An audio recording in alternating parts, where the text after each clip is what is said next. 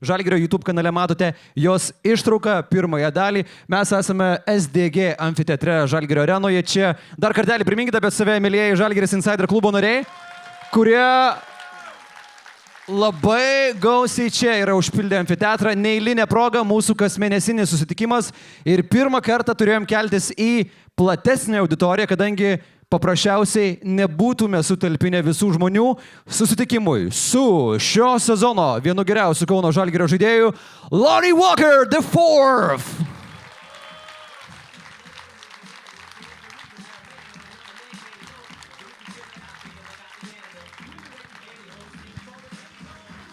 Lonnie, nice to meet you.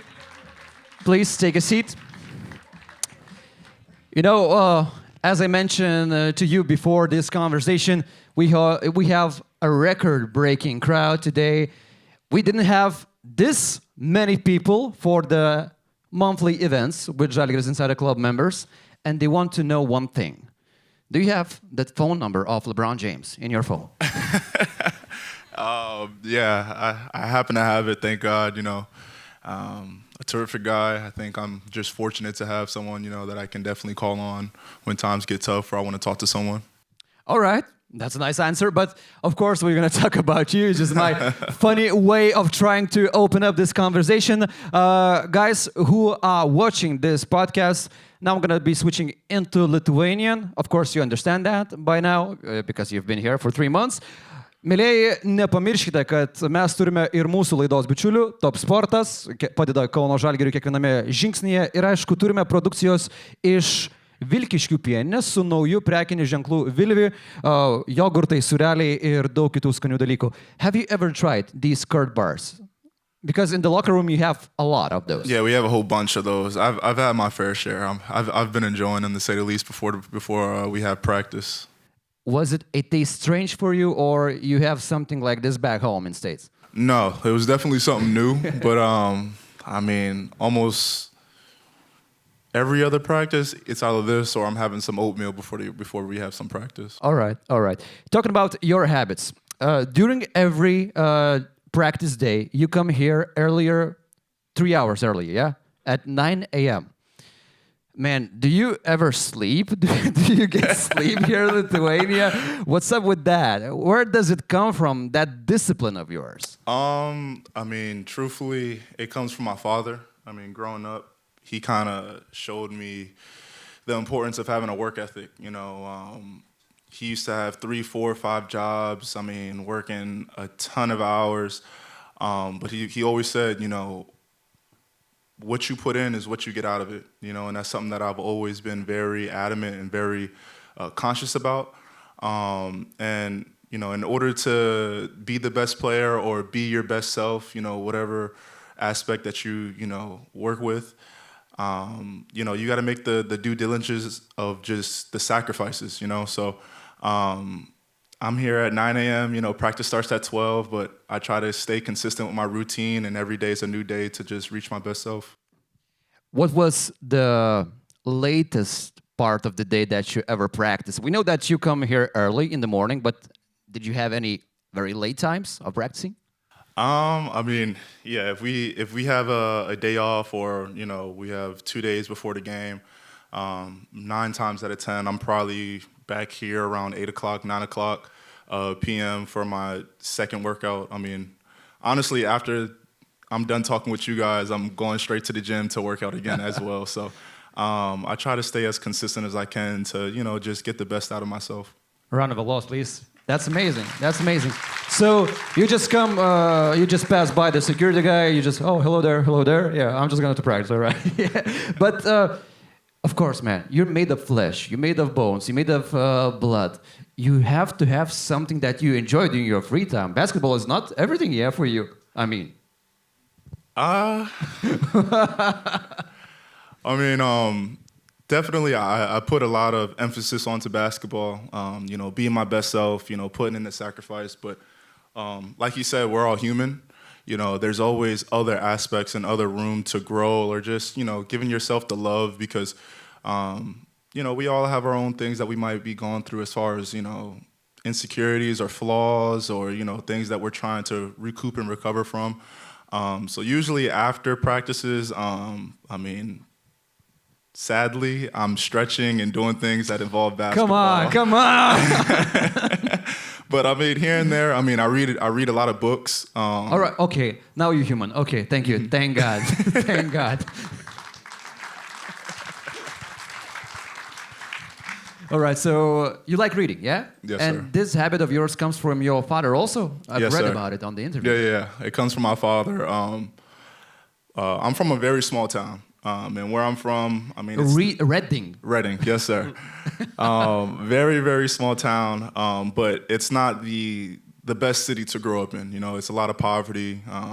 There's a lot of different angles of just negativity going on, whether it's gangs or violence and things of that nature. So my father really wanted me to be as different as I can, and try to set a baseline of what I need to do and what I need to become and accomplish and things of that nature. So after a long day of school, I would have to read for an hour, then I would have to write for an hour, and then by that time it's like 5:30, 6 o'clock, and then I'll probably have 30 to 45 minutes of free time with my friends. So thanks, Father, I didn't really have much friends growing up, but who's counting at this point, because I've made it to this point. And he kind of showed me what I needed to do, though. When I was younger, I used to hate him. I was sometimes mad at him because I would see all my friends outside enjoying themselves, but it was for the greater good. And a lot of things that he taught me, I'm still using till this day.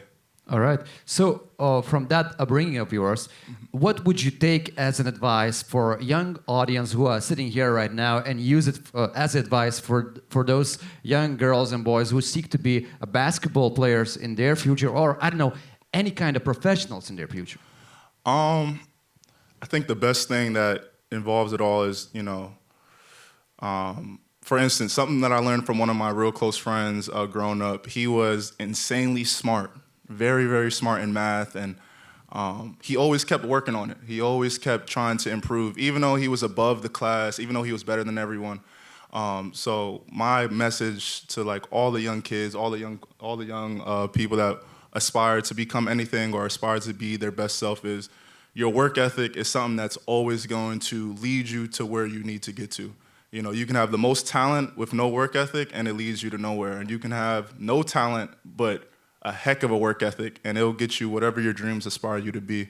So, obviously there's going to be ups and downs. There's going to be times of hardship. There's going to be times of great times, low times, mid times, and you have to find a way to weather the storm. But the true answer between it all is how hard you work. The consistent edge of not just once a week or twice a week, every single day you're working harder to reach your best self and having building blocks to get there, because it's like a lot of people, when you have a New Year's resolution, a lot of people go to the gym for the first week of January, and then by February, no one's working out anymore. Yeah, classic.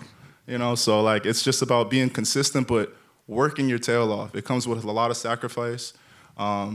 Even with myself, there's days that I don't want to wake up at 9 o'clock. There's days that I don't want to come back to the gym later tonight, But I understand that those days where I don't want to do it are the best days to do it, because that's where I'm going to get my best self out of it. Have you ever watched animated TV show, BoJack the Horseman? Do you know it? Yes, I do.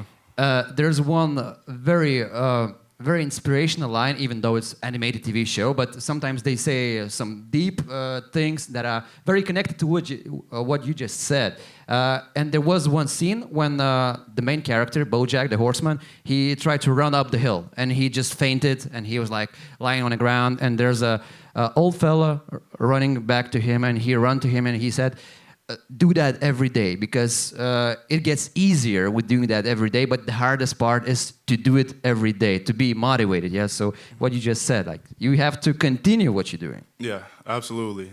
There's always, like I always say, like he said, we're human, so you're gonna have days of doubt. You're gonna have days of feeling like you're not even getting to your goal or getting to that next point.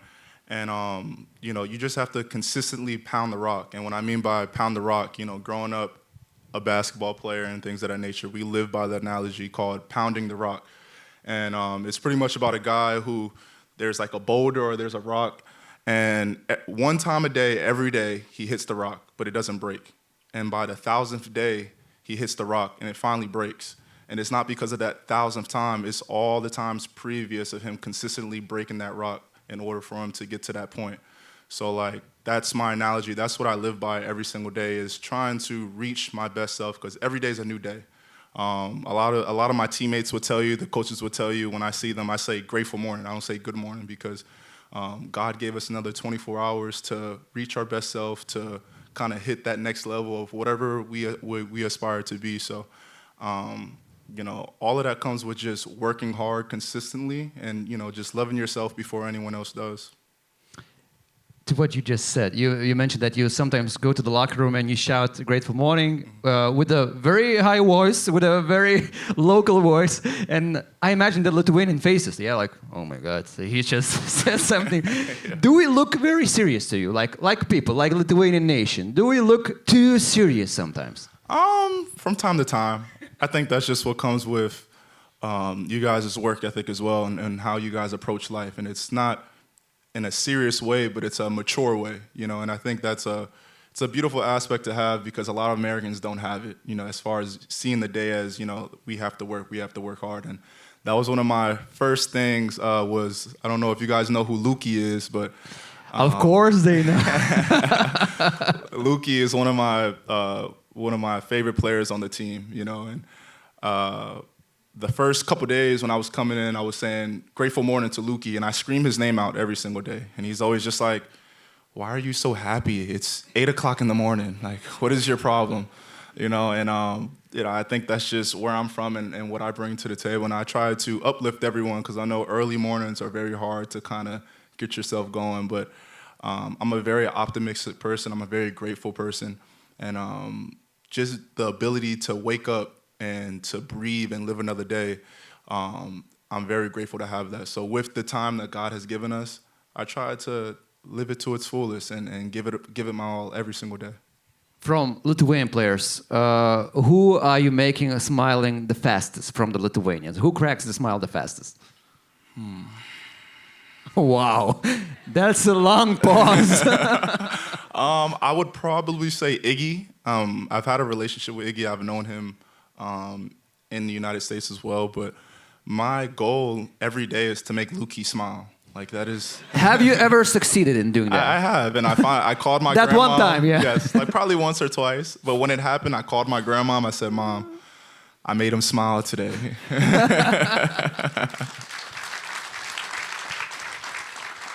Lonnie, there's so many topics I would like to talk to you about, but we have a very limited time. We have a lot of questions from Žalgiris Insider members who asked 150 questions. I'm not going to ask all of those questions.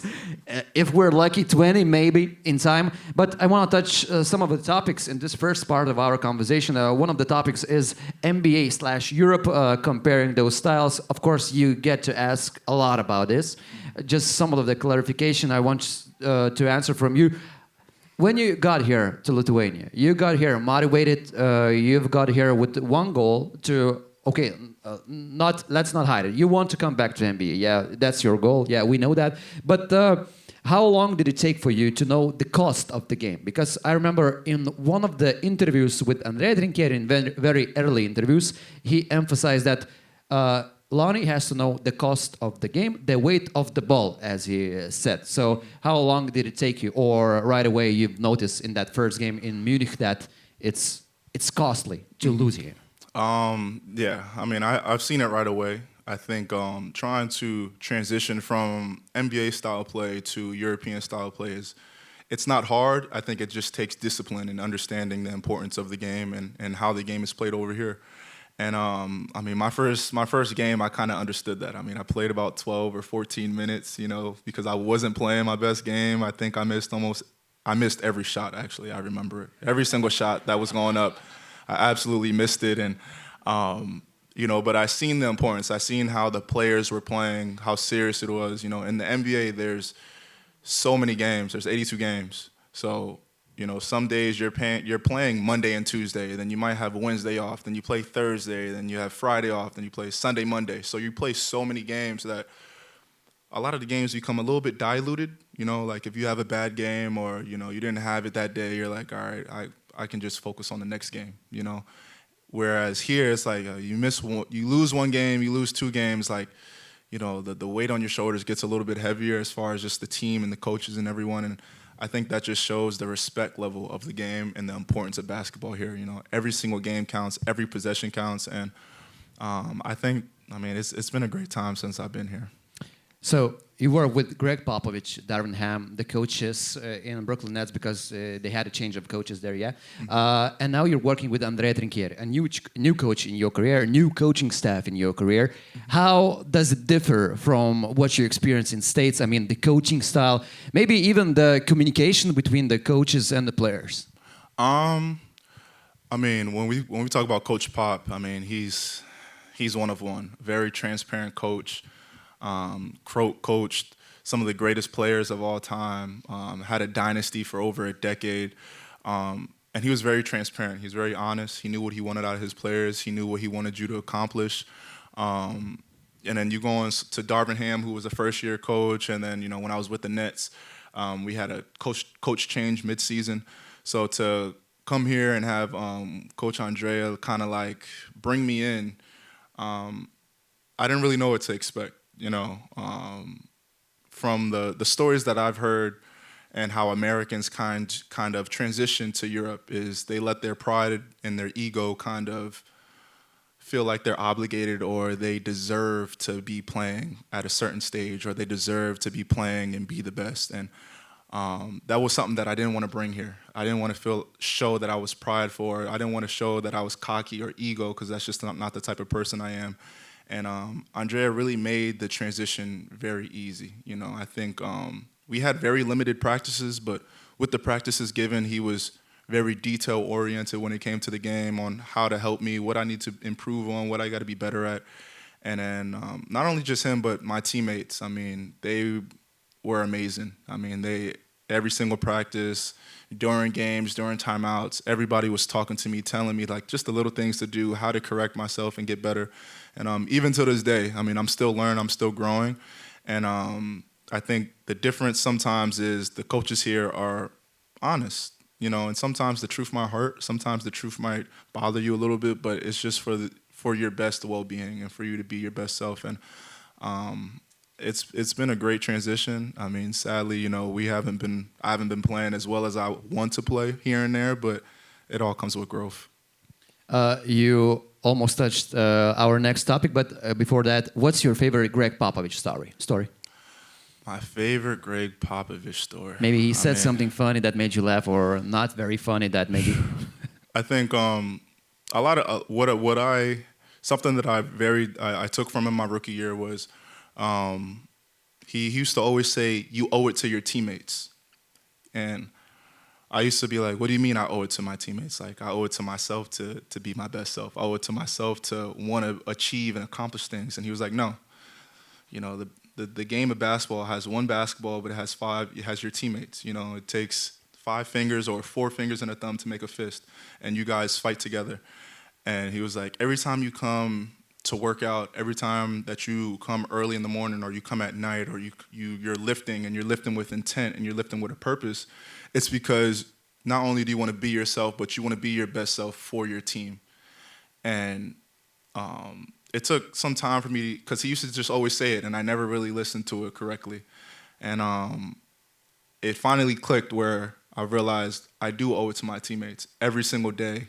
What am I doing every single day so I can make this game, so I can make the team win? Not just myself become my best self, not just myself doing certain things, but what am I doing to make sure that I'm doing my due diligence to make my team win? So he said an abundant amount of things. I mean, Gregg Popovich, he is, you know, one of the most wise people like I've ever met in my life. Every single day before practice, he used to, you know, give us fun facts about the world or things that we need to learn or things that are going on like within the world. Like geography facts, you mean? Yes, all the time. So, you know, he was big on perspective and understanding like it could always be worse. Like we should be grateful enough that we're playing a kid's sport, a basketball, you know, playing basketball for millions of dollars and things of that nature. So he always kind of kept us settled and humbled and on to that degree.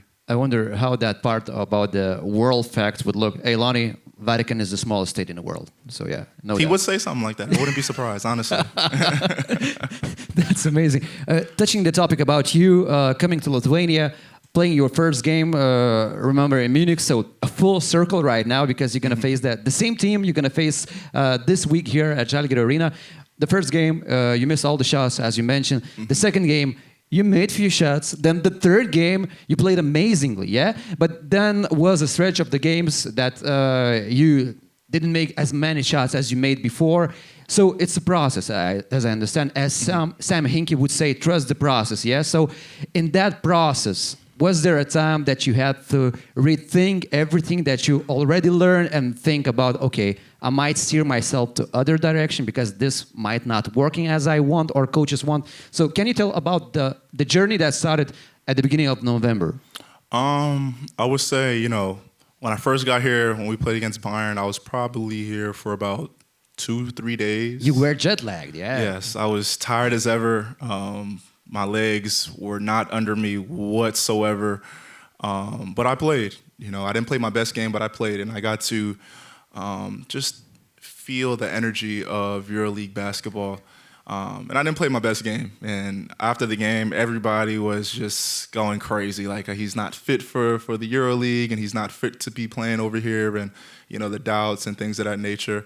And that's what just comes with it. By the way, did you feel pressure after the first game? I don't know, from the outside, or you were close from the outside information? I don't believe in pressure. You know, I just consistently just work. You know, I work hard. Like I always tell you guys, I'm here early in the morning. I'm here at night for a reason, because I trust in my craft and I trust in the type of player I am. So I just kept my head down. I knew sooner or later I was going to figure it all out as far as scoring and doing things of that nature. So I finally started to hit, you know, that way of just coming in hot, you know, having really strong starts, you know, playing the right way and doing things of that nature. But after a while, teams start to learn what type of player you are. You know, these coaches over here are very, very smart, and they have game plans on how to stop you and things of that nature. So there's times where I wasn't used to getting double teamed, you know, if I'm coming off a pick and roll every single time, or teams coming to, you know, make sure the ball gets out of my hand and doing things of that nature. And during that time, I really appreciated it, because now that I get double teamed, I can understand and read certain games and read how to play the right way. So the process has been beautiful, because I think in every single aspect, I'm just continuously growing on both ends of the floor. And I think that's something that, you know, I always appreciate. During tough times, during good, bad, awful times, I'm always trying to find ways to grow as an individual. And during the tough times, during the great times, you know, I'm still in the gym. It doesn't matter what I'm doing. It doesn't matter how the day is going. It doesn't matter if I'm playing the best of my career or the worst of my career. The only thing that I know that I can control is what I do on the court.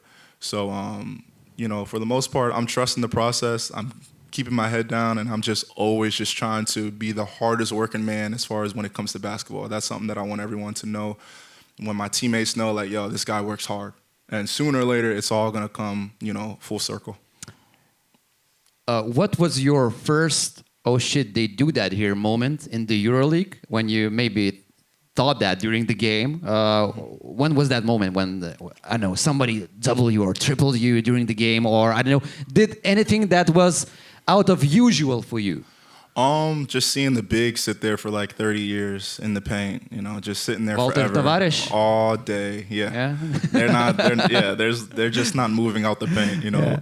In the NBA, we're used to, you know, defensive 3 seconds and things of that nature, where you can't just sit in the paint, you know. So there's times where we're playing the game and I'm dribbling the ball. I'm just trying to watch what the big does, or see who's open or who's going to come and help. And you kind of just see the big just sitting under the rim for however long he wants to. Just making the holiday in the paint. Yeah, like, I mean, just making some soup, you know, drinking some tea. I'm camping here. Yeah, just enjoying himself. So I would say that's one of those times, like, wow, like I gotta figure that out as far as how to just, you know, manipulate the game and kind of improve on these aspects, you know. So I watch other players play. You know, I'm starting to watch more EuroLeague games just to understand what works, what doesn't work, what works during a double, you know. And it's been every single day. It's just been everlasting, just growth in every dynamic of the game.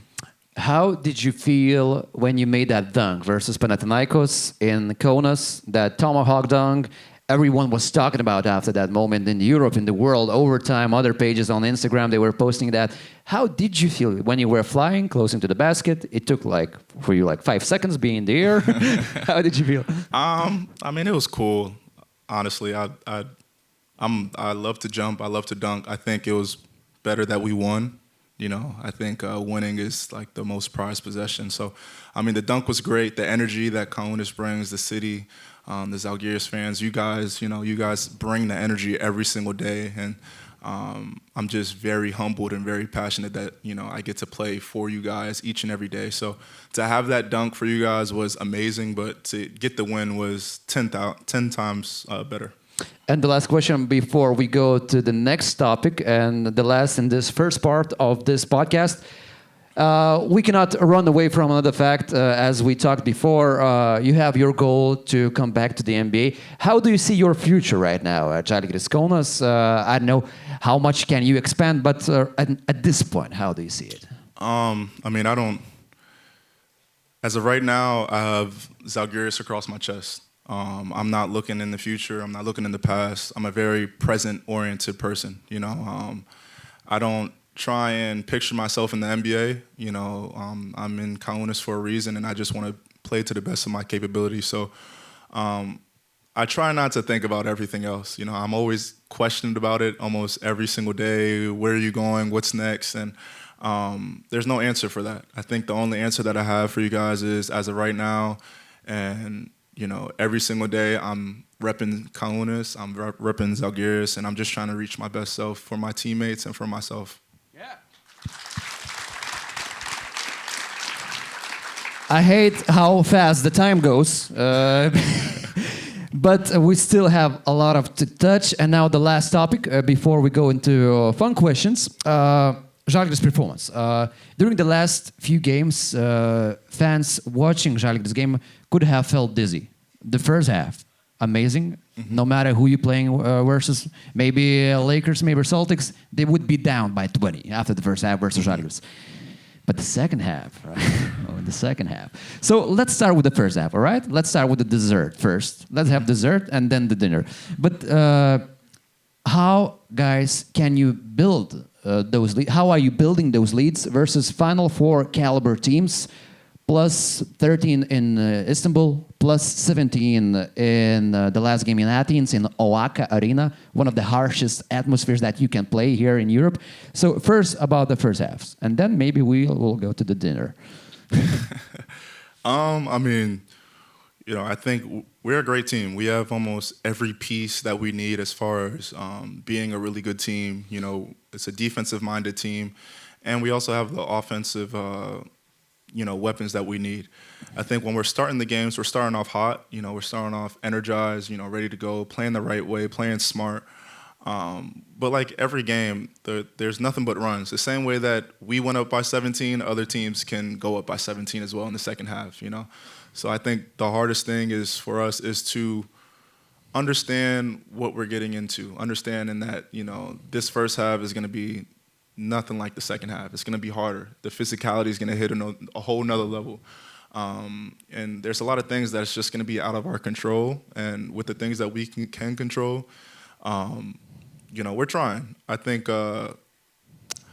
when teams go on runs, it's just the way that the game is. When teams get hot, especially if you're at their home crowd and they finally get it going and they see the game creeping up little by little, as a team, especially if I was on the opposing team, we're down by 18, 19, and now we're down by 5. Now we're down by 2. That level and that mental state and my confidence is at an all-time high. And I think for us going into these second halves, I think it's very important for us to understand that a lot of teams are going to come out swinging. And we have to start making the first impact first. We got to throw the first punch. If we got to punch someone in the face to get the game going, then we might as well just do it. But we have to start having an identity as far as, not losing sight on what we did the first half and not changing up what we do in the second half. So I think, the the best, I'm a very optimistic person, like I always say, and I think the best thing from it all is we continuously show that we can play with the best of them. Day in and day out, we're winning. Coach Andreas said something very interesting. He said in the last 20 quarters, we have won 14 out of the 20 quarters. And that just shows what type of team we are. It just shows our capability. And I think the sky's the limit with how great of a team that we can be. And little by little, we're slowly, tapping it and getting close to it. And, I think it's just stepping stones. We have to rely on each other. We have to continuously grow, watch film. And, these losses that we have, they're never losses. They're always lessons. And with these lessons, we're going to continuously grow to the point so when we're up by 20 or we're up by 10, we know how to just play the right way because we've been here before. We've done this multiple times, and we have so many more games ahead of us. And I think once that worm turns, we're going to be in such a beautiful place. Do you know about that situation in the last game? Why the coach Ataman was thrown away from the game? Have you heard the story behind it? Yeah, there's a lot going on.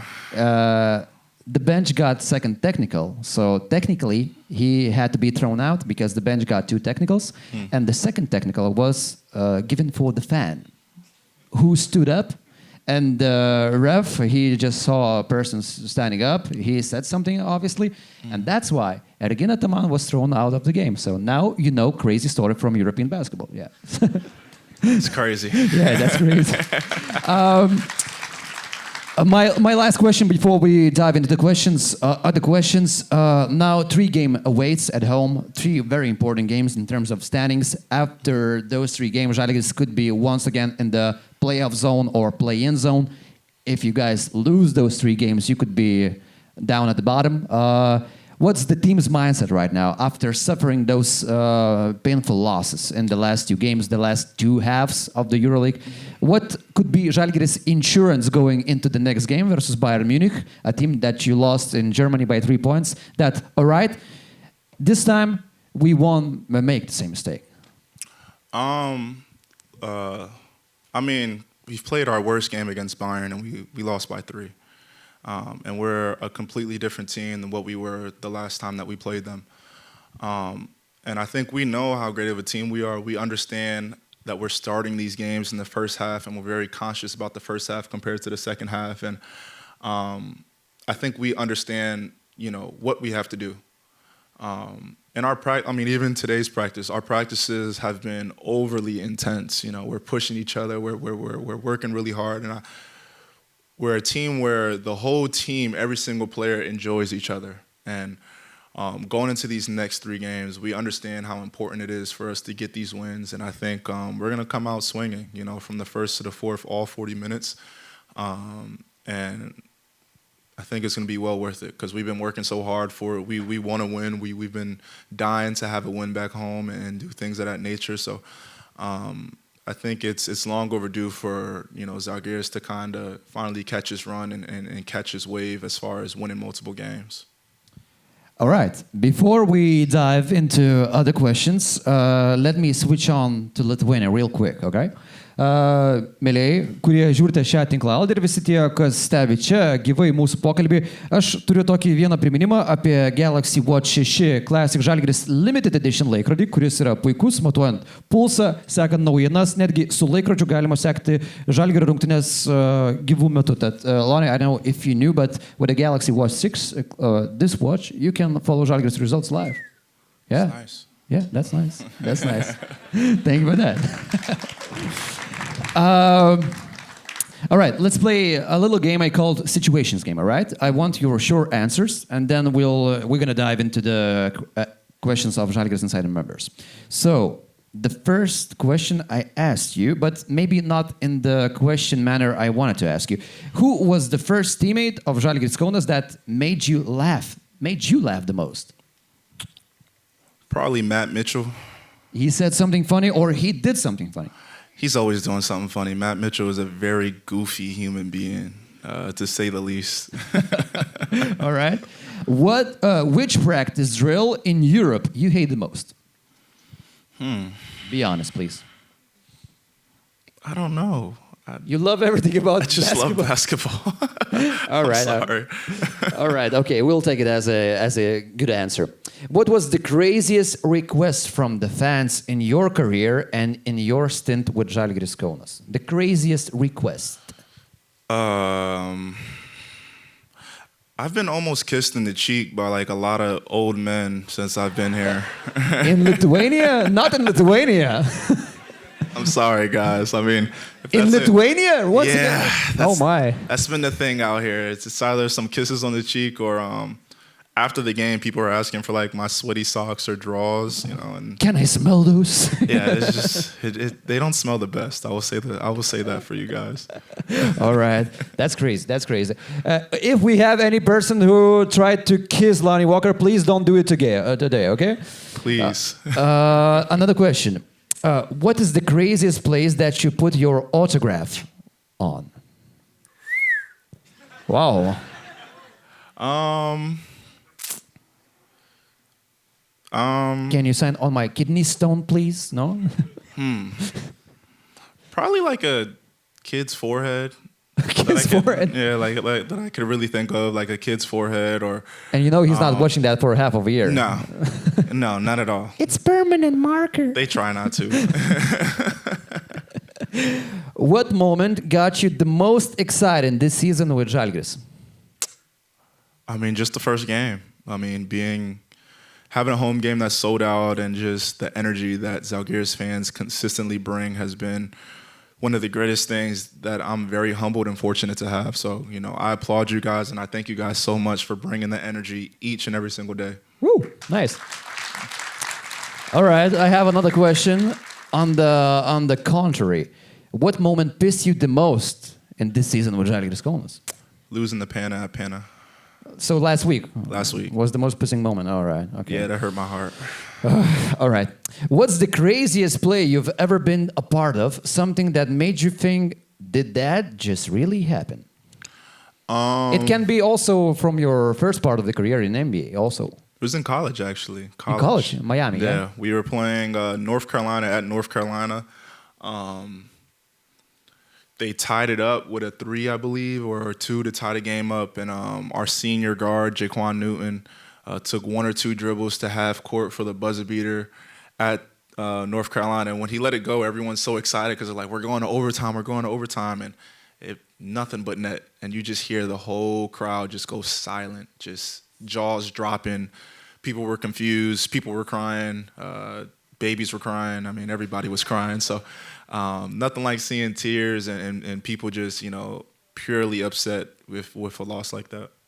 All right, that's nice. What was the first bad blood interaction with someone from the opening team this season? The very first one. I don't really have any bad blood with anyone. Not that I can think of. All right. Or in your career, maybe a trash talk exchange or something like that. No? No. Not with me. I mean, I don't really talk too much unless someone starts talking back. But I would say, actually... All right. Now we're getting... I would say at Real Madrid, when we played at Madrid against Real Madrid. All right. Who was usually, I think it was Musa. It was before the game. Usually when I come out of the locker room, you know, if we don't play in 2 or 3 days, you know, I come out the locker room and I say... we haven't eaten in a couple days. I know we're starving. Like I know my dogs are ready to get it going and things. And you know, I wasn't even talking to them. And when I was saying it, he was walking by and he was like, "We'll see." And they were like, "We'll see." And I'm like, what are you? I'm not talking to you. You know, I'm not talking to you. And from there, it was just like, you know, the rest of the game, pretty much the beginning of the game, I was just like, we gotta show them who we are and what we're about. So that was probably like my only really... So he just gave you free motivation for the game? Always. Extra. I love extra motivation. All right. All right, and the last question from this topic. What was the best thing that happened to you off the court during this season? The consistent love through the good times and the hard times. I think, you know, even when we're playing great, You know, you guys, the fans, and everyone has been very loving and very optimistic and understanding that there's another game for me to be better and for the team to be better and for us to catch wins. And even during the bad times, you guys are still here, still consistent, still being persistent and giving us the love that not too many people do consistently. So I would say off court is just you guys are the continuous love that we consistently get from you guys each and every game, whether it's good or bad, is a very beautiful thing to see. All right, that's word of applause, please. Yeah. Ei, bičiuliai, dar neskubėkite išjungti šitos tinklalaidės. Aš norėjau papasakoti apie vieną dalyką, kuris jums pravers bet kokiu atveju, kai keliaujate į kitą šalį. Seilė yra nerealus būdas sutaupyti ir turėti patogų gyvenimą, kai jau nusileidžiate kitoje šalyje. Tai yra elektroninė SIM kortelė, bet labiau programėlė, ne kiek SIM kortelė. Ir būtent jos pagalba, dar būdami Lietuvoje, įsigiję norimą duomenų paketą, keliaujant į bet kurią pasaulio valstybę, jūs galite turėti ramų gyvenimą, jūs galite turėti duomenis ir nesukti galvos, kad jūsų telefono sąskaita bus kosminė. Tad nepamirškite naudoti Seilį programėlę, o su kodu Žalgiris dar ir gausite papildomą duomenų paketą. Tad nepamirškite pasinaudoti Seilį, o dabar keliaujam prie tolimesnės tinklalaidės dalies. Nebežiūrėkit, viskas, jau baigiam reklamą. Važiuojam. And I have the last game before we dive into questions. I'm going to say you random Lithuanian words connected to basketball. And since you're here for the 3 months, you have to guess what does it mean, all right? You just try to guess, but it's all connected with basketball, all right? Mm-hmm. So I'm not going to be cheating. It's all connected with basketball. Maybe the sound of the word will get you something, all right? Mm-hmm. Let's try it. All right, the first one, easy, not maybe connected with basketball. I say labas. Labas? Labas. Like hello? Like yes, like labas, nice. Like labas ritas? Labas ritas, yeah, good morning, yeah. Right. Labas ritas means good morning. I say, for example, ačiū. Thank you. Yes, now we're getting. All right, another one for the drill. Then we go to the basketball. Mm-hmm. Viso gero. Hello? Or bye. Bye, yes, Goodbye. That was a tricky one. That's for the way. All right. Okay, so you're good. Now the basketball words. Krepšinis. Say that again? Krepšinis. For 3? No. You can guess. Krepšinis.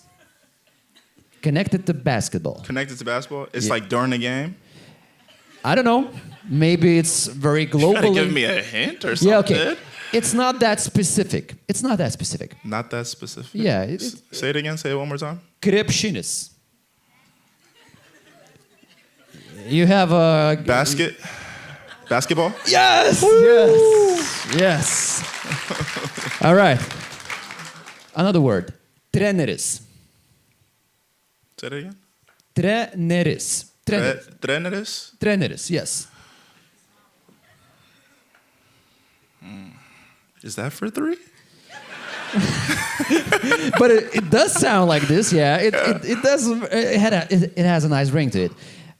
You give up, or you want to guess? Say it one more time. Treneris. Treneris. It sounds like trinkier, yeah. Like coach? Yes! Oh, okay. All right. Now, tritaškis. There's a hint for you, but I'm going to save it for if you have a bad answer. For 3? Yes! All right. The last one before the last. Dvitaškis. Dvitaškis? Yeah, the previous one was tritaškis. Now, dvitaškis. 2 points? Yes! Oh, I'm on a roll. All right. You're almost Lithuanian, but the last one. Okay, I'm going to throw you a hard one. Šokėjos. During the basketball game, we have šokėjos. Whining, like crying? No. Cheering? Yes, cheering. And who cheers? The cheerleaders. Yes, we have. Yeah. No, okay. That was a few short lessons, but you passed. You passed the exam. Yeah, my teammates have been only teaching me bad words, so. Oh, I'm sorry. Every generation of basketball fans in Lithuania, from young to very old, know that. Yeah. So if you come from the 90s, the fans from those days, oh, so that American who played here, he knows how to say blat and so on. Yes. Yes. Yeah, you know, yeah. I'm throwing a whole bunch of that. I'm saying that Yeah, all the time. it's like inheritation word. Like if you play here in 90s, I know blat. Yes. If you play here, I know. Sorry, kids, for that. Sorry. It's my favorite word. I'm sorry. I say it to everyone now. Yeah, but it's a bad word. It's a very bad word. Kids, don't say it, please. Yeah, of course, yes. The guy reminded the story. I'm gonna tell you after the podcast, not in the camera, please.